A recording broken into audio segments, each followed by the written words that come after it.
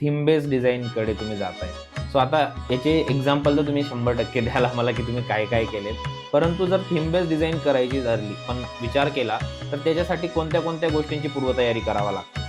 याच्याबद्दल थोडंसं. आता बेसिकली थीम बेस्डमध्ये पण बऱ्याच थीम्स आहेत. म्हणजे जर का तुम्ही आज बघाल तर युरोपियन थीम्स आहेत, बोहो थीम्स आहेत. ह्या सगळ्या मॉडर्न आर्किटेक्चरल थीम्स आहेत. जेव्हा मी त्याच्याबद्दल आपण आता नाही बोलत आहे. पण हेरिटेज ज्या थीम्स आहेत, म्हणजे जसं महाराष्ट्रीयन आर्किटेक्चर झालं, नॉर्थ इंडियन झालं, साऊथ इंडियन झालं, ह्या आपल्या भारतातल्या एक मूळ थीम्स आहेत. म्हणजे मंदिरांमध्ये जर का तुम्ही बघाल तर नागर शैली आहे, भूमिजी शैली आहे, अशा वेगवेगळ्या शैली आहेत.